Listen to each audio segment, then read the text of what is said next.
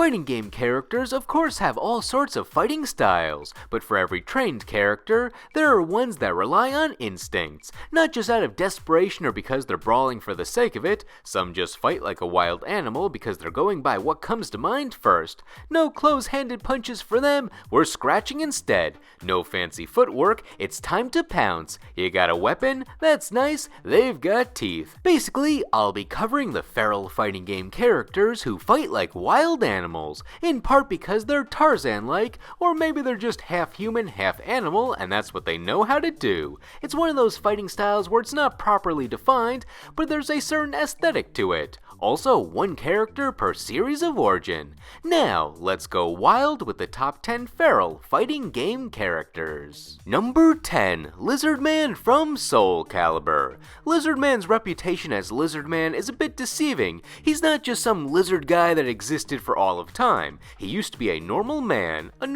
named Aeon, who got a magic sword and shield bestowed to him by the gods, but he was first mind-controlled by the wicked sword Soul Edge to kill, and then he was captured by a cult who wanted to create lizard people, and then they used him as their initial test subject, and then he became Lizard Man. The end. Except it's not the end, since he was under mind control by the guy that transformed him, but he later broke free since Soul Edge does funny things. He swapped out the sword for an axe, and then attempted to regain his humanity. With all the brainwashing, he didn't quite know what he used to be. Was he man, or was he lizard? But with his old weapons reminding him of his past, and dreams he had at night of him being a human, Lizard Man knew there was some past humanity in him, so he hoped that finding Soul Edge would give him his human soul back. Looking at half his moveset, it does seem non-animalistic, just swinging his axe or bashing with his shield. A human would do this. But the savagery comes in when he starts doing his weird body maneuvers. He has a crawling stance where he gets ready to pounce out of it, and he has a move where he climbs atop you and stomps his feet. And how about that throw where he catches you on his tail? And then the rolls. Sure, a gymnast fighter could do this, but seeing a lizard fellow performing all these moves makes it feel so animalistic. And for the conclusion, he can bite you. Biting in the sword fighting game. Well, now I've seen everything. Soul Calibur 5 added wings and fire to his moveset, making him even more ferocious, and because Kratos from God of War was a guest in the PSP game like 5 years earlier and they wanted to reuse assets. It's also why Aeon has a second axe now to work with Kratos' double sword animations. I wish it was for some super cool lore reason, but nope, just recycling some movesets. The fire is very fitting for the feral theme at least. And sadly, that game was the end for Lizard Man. In Soul Calibur 6, when they rebooted the timeline, he was excluded from the roster, the first game he missed since his introduction to the series. He was in the story to see how he came to be, but otherwise, they just left him behind. Not sure why. The lizard with an axe is vital to my Soul Calibur experience. He may have been a side character, but he's goofy and silly and also tragic. You can make him funny or serious depending on the situation. Here's hoping he was just taking a little break to get ready for Soul Calibur 7, whenever the series wants to do that.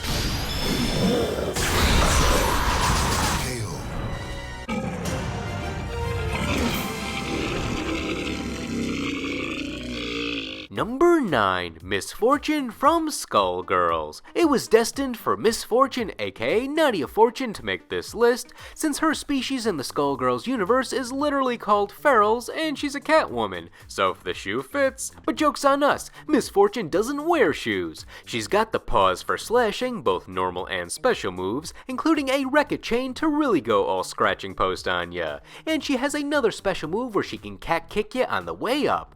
Both these moves are enhanced with her supers, where she does a barrage of slashes followed by a headbutt, and she can dive downwards using her tail as a sword. And this super is called Feral Edge, so I gotta point that out for topical reasons. But you might notice how unusually far she can stretch, and it appears muscle and blood is showing, and that's no illusion. Misfortune accidentally became immortal when her cat burglar team stole the life gem from the mafia for fun or something, and Nadia ate it to hide it, not knowing that it would make her unkillable. feral, and the Mafia didn't know that either since they cut her up and threw her to the bottom of a lake. But with that immortality coursing through her veins, she was able to pull herself back together, and now she can disassemble her body thanks to the attempted murder. Not only does it give her extra stretches for her cat-like attacks, but she can remove any part of her body for an advantage in the fight. We saw how she detached her tail to use it as a sword with feral edge, but her key gimmick is losing her head. Her favorite part to remove is the head, and it enables all of her crazy combos.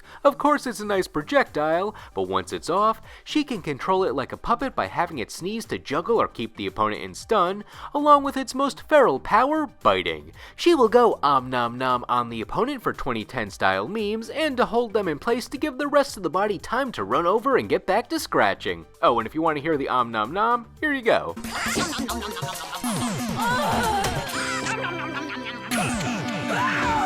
The one thing that holds Miss Fortune a bit back on this list is she still acts very tame otherwise. The fighting style might be ferocious, but she's laughing and making puns the whole time. I never felt like I was fighting a feral beast if I have the sound on. She doesn't keep up the act like some of her other later entries that know how to act civilized outside the battle. But does that change the fact that I'm still relentlessly getting clawed at and bitten for 3 minutes against her? Not at all. She's just a funny feral beast.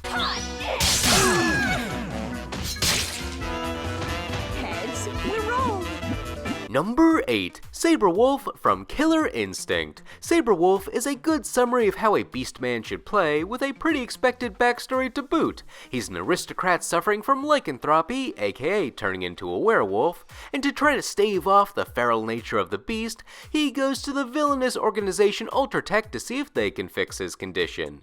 However, they just use him for experiments because, hey, free werewolf to base their weapons of war on. They also gave him cool-ass cybernetic arms at one point. With his affliction and a dystopian tournament going on, Sabrewolf does the only thing he can do when in his feral form. He fights and wins, depending on who's playing him. What you see is what you get with the fighting style of Sabrewolf. He's got claws, speed, and teeth, nothing for range, so it's all rush down. Use his agility to close the gap, and then just keep clawing at the opponent. He has a flurry of fury with all those slashes, being able to cancel his punches into kicks to keep that rush down active, along with his pounces in the middle of combos for extension, and his more definitive eclipse slashes for great ways to end his combos. And he can howl for intimidation factor too, or squeal like a puppy for comedy. That's like his funniest sound effect in the older games.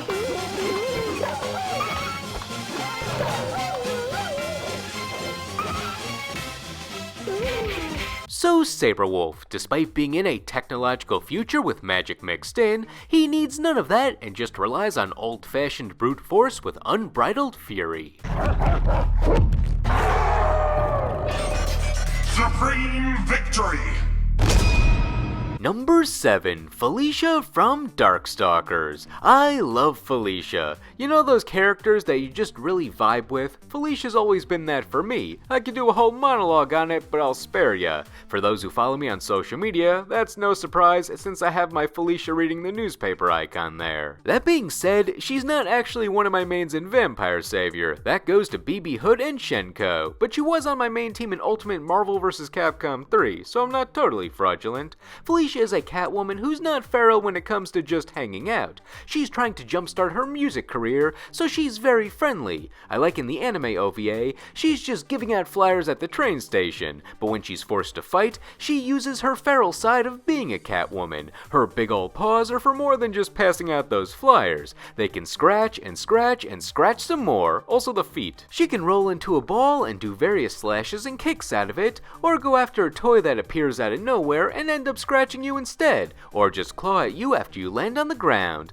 And the most painful looking of these attacks seems to be her command grab, where she goes all scratching post on you with a flurry of slashes as she rotates around you. What sells the unexpected ferocity of these moves is all the blood that sprays during them. It's something that was lost in the crossover games that she later appeared in that lacked those blood effects. And there are a few other indicators of her feral nature in battle, like when she clings to the wall with her claws to stay away, a very house cat cat reaction. She also slides down slowly, which is a funny visual effect. She then has a move that charges her meter, where she does this wild cat stance during it as if she's ready to pounce, and her delta kick shows the cat-like strength and reflexes in action. On the topic of her strength, just like how the blood was later removed, something else that's gotten downplayed about Felicia as time went on is how muscular she used to be. She has the muscle mass of a wild feline, like a jaguar or cheetah, but as newer official art and 3D models of her came out, she tended to be skinnier and only happy. I like happy Felicia, but early Felicia art still kinda made her look like a cryptid, and her wind poses show her more ferocious side, like when she's trying to chase a mouse, or when she just has this devious smile on. The anime OVA got it right too, where she looks strong and has some sly poses when she was off investigating what scared off all the townsfolk. This pose and facial expression is my favorite. Overall, the best versions of Felicia give her a bit of an edge and more mass. Those muscles gotta be there for being a wild animal woman. And finally, for the elephant cat in the room, she embraces her wild cat nature by not wearing anything, but she does have strategically grown fur to conveniently cover up certain places. And I like how her two main outfits are polar opposites. She's either completely naked, or is a nun at an orphanage in her arcade ending. So Felicia, she can be the kindest person in the world, but challenge her to a fight and she'll turn on you faster than you can say nyan.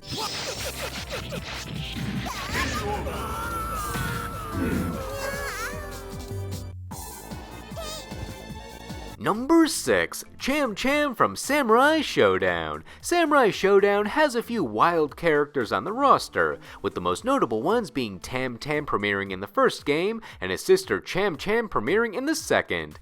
Tam Tam has a good feral fighting style with his fire breath, skulls, and spins, where to get all those skulls from, but with his hiatus after the first game, I ended up learning about his sister first, since the second game was my introduction to the series, so she sticks out more in my head. Also, probably because she's a cat girl, the Felicia brain rot benefited Cham Cham. Though even without that, she has peak feral animations, the poor posture, sitting on all fours, scratching herself like a cat. She took her brother's spot in the second game to find a family heirloom that she lost, and Tam Tam was missing after being turned into a lookalike of her pet chimp so he could look after her for that plot line. And then she disappears after that game, so like brother, like sister. They both eventually reappeared on future rosters, but they were essentially one-and-done characters for the plot. However, Cham Cham is not like her brother when it comes to fighting style. She's more about those claw slashes and a less sharp weapon, the boomerang. She just needs some trusty wood in this game that is usually steel-on-steel combat. Also rolling into a ball, it reminds me of a certain green guy. And another reason I tend to favor her over her brother is he's in her moveset. Filling in for her pet, his chimpanzee form still has the moveset in assist form, so he can spit fire, throw skulls, and spin to give Cham Cham some extra range tools. This is essentially the family duo, so you're getting both feral characters in one. Whether she's alone or has a buddy, Cham Cham gives you that feral charm with a nice tiger print outfit mixed in.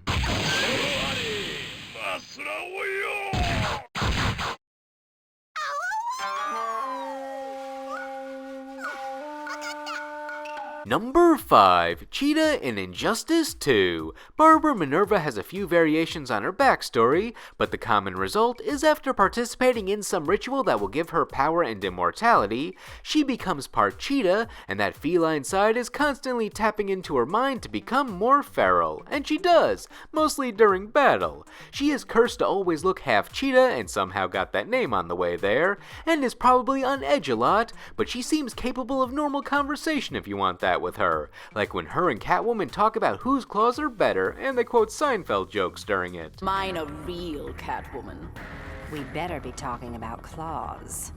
And they are spectacular. And those claws are definitely real since they're the highlight of her moveset. Any hand-based attacks are scratches with her, and that includes her combo strings that scratch, her special move Primal Rage, which is a few slashes on command, her air pounce that's claw first, and the rest of her moveset involving grabbing the opponent with those deadly claws. Some grabs slam the opponent on the ground, others kick, but using your meter and then bounces the opponent, opening them up for combos. You see the ferocity in just how she kicks them upwards with this. Then for another one of her tools, the lunge. She can jump with force like no other, which is good for avoiding stuff since Cheetah has no projectiles, so she needed something for a distance. This is how she closes the gap. And the centerpiece of all these wild maneuvers is her special trait in this game, where, you guessed it, more claw stuff. Her claws go red, and any attack that uses them is buffed until the claw meter runs out. Don't worry though, it recharges fast. It's a very simple buff, but effective with her strategy.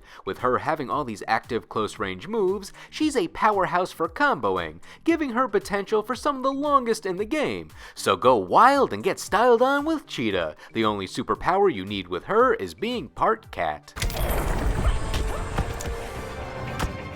Cheetah wins.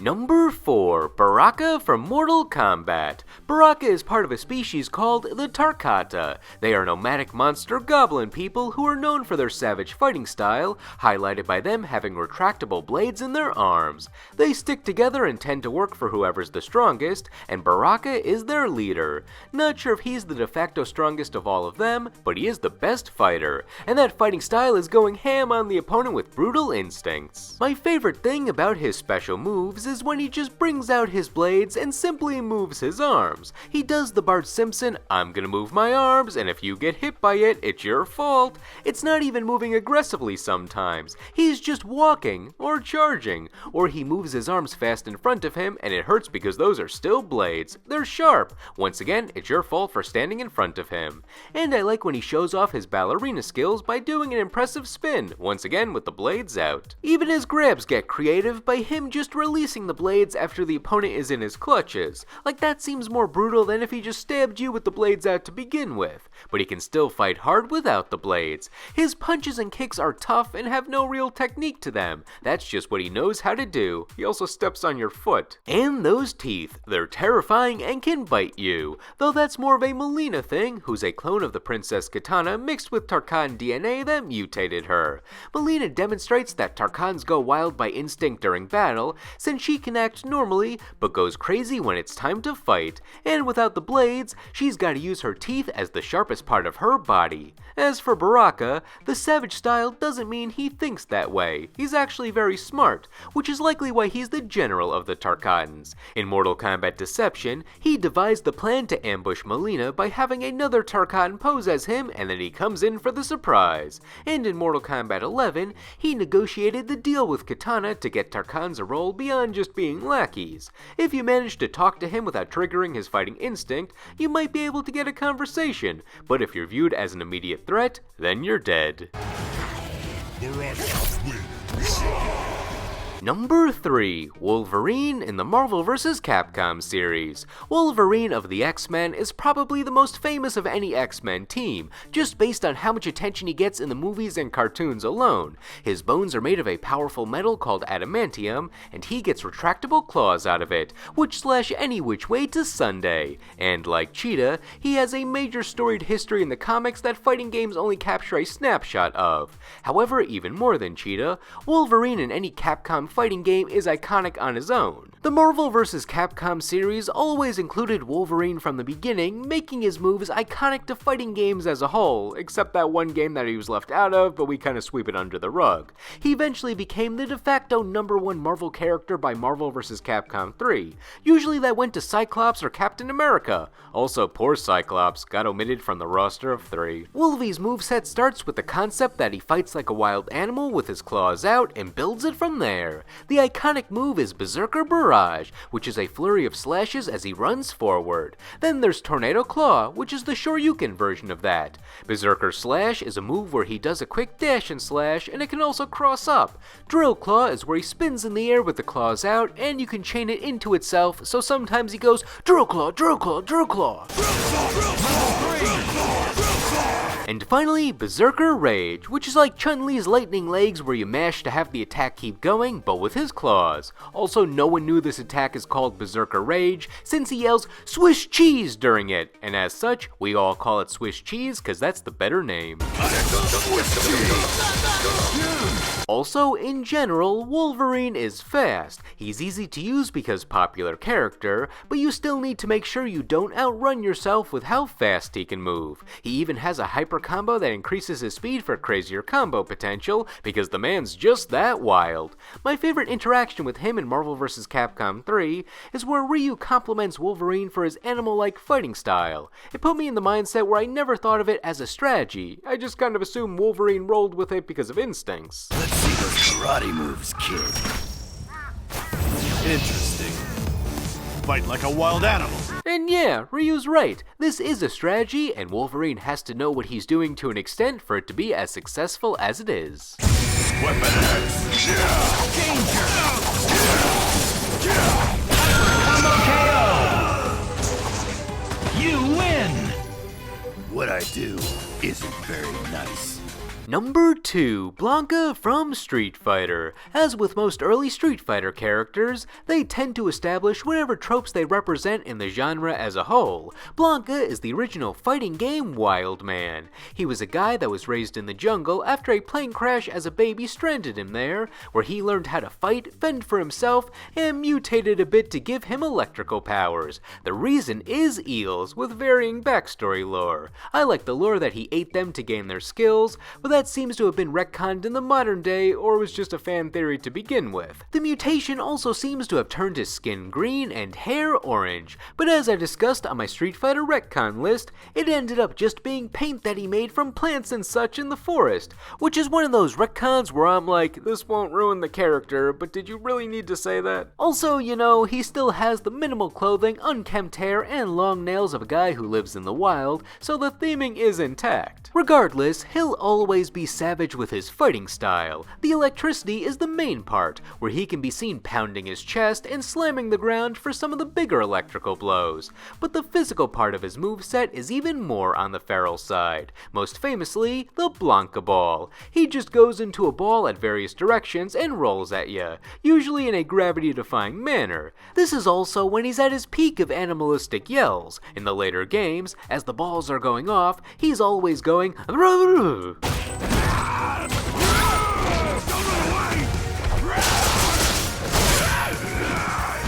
Though, for his most savage attacks, I would say it's his throws. He leaps on you and starts biting you, like that's gotta be a tournament violation if this tournament had violations. That's unsanitary. Despite all this, it's more for show. After his initial appearance, he's reunited with his long-lost mother, and we learn he's a big ol' softie. He makes friends with normal girl Sakura, and even starts his own business selling plushies based on his likeness. He's very much integrated into normal society. He just still wants to be a green wild man for the fight, but he'll act like your friend Jimmy when it's time for anything else. Lock on! Gyro drive!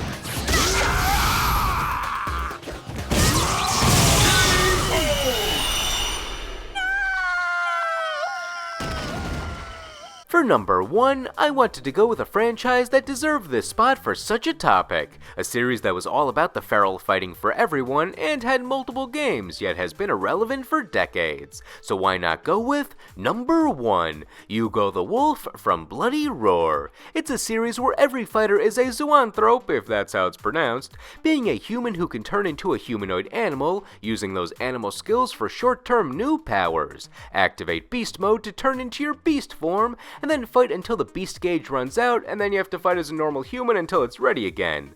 Other mechanics vary from game to game, but the big deal is the beast form. With it, you get access to special moves and buffs, so I could literally put the whole roster here because the whole point of beast mode is to unleash your fury, go with what the animal does. Though, this usually just involves stronger versions of what the human form does, like Bakuryu the Mole getting better range on his pokes as a mole, or Long the Tiger being able to chain together more hits for combos as a tiger, or Ariko turning into a cat girl and now she can jump cancel. The point being, beast forms look cool and you get the vibe that these hits are more ferocious, with certain animations like their throws getting to be animalistic or punches now being slashes, but deep down, these changes are gameplay related first and foremost, though I really like when the change is strongly related to the animal, like Jenny the Bat being able to air dash with her wings, or Busuzima the Chameleon being able to turn invisible aka cloak himself with color changing. And of course, shoutouts to Alice the Rabbit, an entry on my secondary protagonists in fighting games list,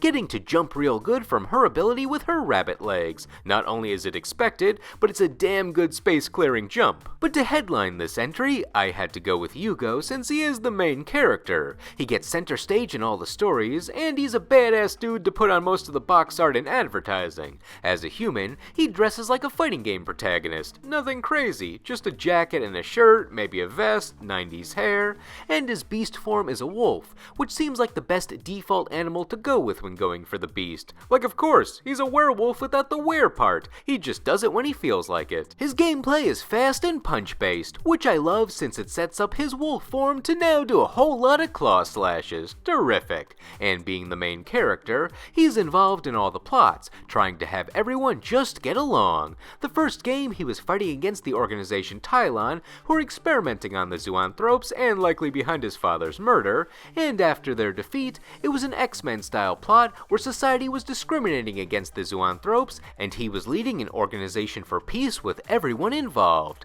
Overall, Bloody Roar is a series that grew fast and then not at all. The first game came out in 1997, and then it regularly got new releases every couple of years, give or take, until the fourth game in 2003 that produced nothing afterwards. Pretty much no re-releases either to pump a bit of life into the series. Though the company that owned it is Hudson Soft, and they don't exist anymore. It was absorbed by Konami, and they barely touched some of their more iconic franchises, so Bloody Roar seems to likely be dead. But hey, 4 games is a nice run, and it gets the status of not being milked to death, and it all started with Yugo as the protagonist. He was relatively basic, but he embodied the concept and got the job done, making him and the franchise he led as the top of the food chain for the feral fighting game characters.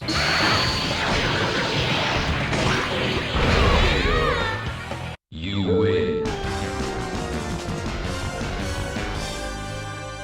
Now, what did you think? Did all these characters take a bite out of the competition, or were some of them a bit too tame for this list? And who are some of your favorite feral fighting game characters? Whether I discussed them or not, let me know in the comments. Anyway, thank you all for watching, and I will see you in the next video.